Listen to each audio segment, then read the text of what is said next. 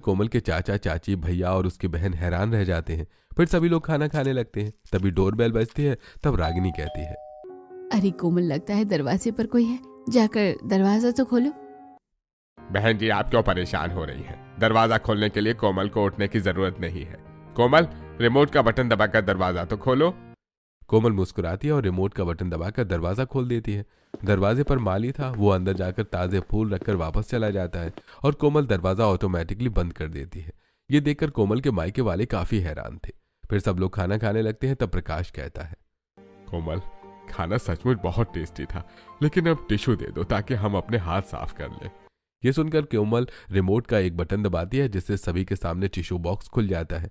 सभी लोग टिश्यू ले लेते हैं और अपना हाथ साफ करने के बाद सभी लोग डाइनिंग टेबल से उठकर हॉल की तरफ जाने लगते हैं।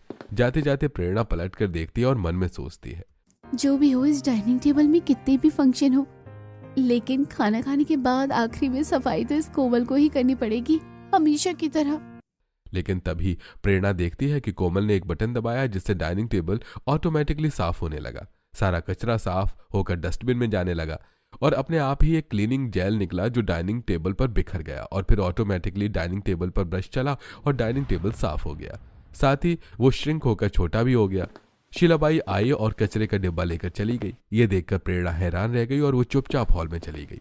अंत में सभी ने बैठकर कॉफी पी और अपने घर लौट आई। अगले दिन सुबह प्रेरणा अपनी माँ से कहती है, माँ, उस 2 कौड़ी की कोमल के पास इतना महंगा डाइनिंग टेबल है, मुझे वो डाइनिंग टेबल बहुत पसंद आ गया है। माँ, आप मुझे दहेज में कुछ मत दीजिए, लेकिन वो डाइनिंग टेबल दे दीजिए। मैं बता देती हूँ, जब तक मुझे वो डाइनिंग टेबल नहीं मिलेगा तब तक मैं शादी नहीं करूंगी। तभी वहां प्रेरणा के पिताजी आ जाते हैं और ये सब सुनकर कहते हैं, अरे प्रेरणा, कैसी बातें कर रही हो? वो डाइनिंग टेबल तो बहुत महंगा आएगा, हम इतना महंगा डाइनिंग टेबल अफोर्ड नहीं कर सकते। तभी प्रकाश भी वहां आ जाता है और कहता है, और प्रेरणा, तुम ये भी तो देखो कि आज उसकी किस्मत में वो डाइनिंग टेबल आया है। इससे पहले तो हमने कभी उसे अपने डाइनिंग टेबल पर बैठने भी नहीं दिया था। वो बेचारी जमीन पर बैठकर ही खाना खाती थी, और आज अगर ठंड में जमीन पर बैठकर खाना खाने वाली बेटी को लग्जूरियस डाइनिंग टेबल मिला है तो हमें खुशी होनी चाहिए। सभी लोगों की बातें सुनकर प्रेरणा गुस्सा हो जाती है। शाम हो गई थी, लेकिन प्रेरणा ने अब तक खाना नहीं खाया था। रागिनी शाम को प्रेरणा के कमरे में जाती है और उसे खाना देते हुए कहती है, प्रेरणा, तू चिंता मत कर, वो डाइनिंग टेबल कितना भी महंगा हो, लेकिन मैं तेरे लिए उसे जरूर खरीदूंगी। अब तो खाना खा ले। रागिनी की बात सुनकर प्रेरणा मुस्कुरा देती है और खाना खा लेती है। अगले दिन से रागिनी उसी तरह के डाइनिंग टेबल का पता करती है, ऑनलाइन सर्च करती है और ऑफलाइन भी दुकानों पर जाकर देखती है। तब ऑनलाइन एक वैसा ही डाइनिंग टेबल मिलता है, लेकिन उसकी कीमत 1 करोड़ रुपए की होती है। ये देखकर रागिनी चौंक जाती है और सारी बातें अपने पति और अपनी बेटी को बताती है। ये सुनकर कमलेश कहता है, देखो रागिनी, वैसे डाइनिंग टेबल का सपना तुम और प्रेरणा दोनों छोड़ दो, वो हमारी औकात से बाहर है।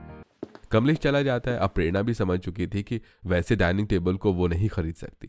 समय बीतता है और प्रेरणा की शादी का दिन आ जाता है। बारात आ चुकी थी और प्रेरणा भी दुल्हन बनकर स्टेज पर बैठी थी।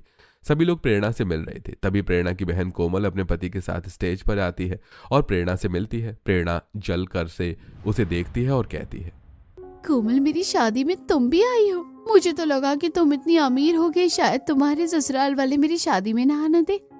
प्रेरणा, तू कैसी बातें कर रही है? तू मेरी बहन है, ऐसा कैसे हो सकता है कि मैं तेरी शादी में ना हूँ और मेरे ससुराल के सभी लोग आए हैं? वो देख, सब वहां पर खड़े हैं। सभी को देखकर मुस्कुरा देती है प्रेरणा। तब कोमल प्रेरणा से कहती है, प्रेरणा, मैं तेरे लिए एक गिफ्ट भी लाई हूँ, तू थोड़ी देर के लिए मेरे साथ चल। वैसे क्या गिफ्ट लाई हो तुम? तू चल तो सही, मैं तुझे दिखाती हूँ। ऐसा कहकर कोमल प्रेरणा का हाथ पकड़कर थोड़ी दूर पर ले जाती है। प्रेरणा देखती है कि वहां बिल्कुल वैसा ही डाइनिंग टेबल रखा हुआ है जैसे कोमल के घर पर था। प्रेरणा खुशी से उछल पड़ती है और कहती है, कोमल, क्या सचमुच तू ये डाइनिंग टेबल मेरे लिए लाई है? हाँ प्रेरणा, मुझे पता है तुझे डाइनिंग टेबल बहुत पसंद आया था, इसलिए मैं इसे तेरे लिए लेकर आई हूँ। इसे अपनी शादी का तोहफा समझ।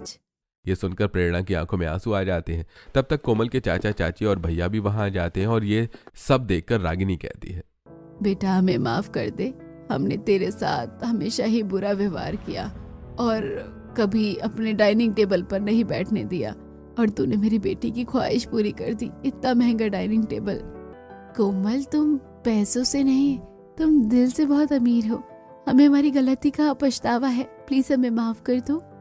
कोमल सभी को माफ कर देती है। सभी मिलकर शादी एंजॉय करते हैं। रात को कोमल अपने परिवार के साथ वापस अपने घर लौट आती है। सभी अपने कमरे में आराम करते हैं। कोमल भी अपने कमरे में जाती है। तब करण उससे कहता है, कोमल, मुझे पता है कि तुमने पार्टी में अच्छी तरह खाना नहीं खाया और तुम्हें भूख लग रही है। हाँ, बात तो आप सही कहते हैं, लेकिन आपको कैसे पता? अरे मैम साहब, हस्बैंड हूं मैं आपका, सारी खबर रहती है मुझे।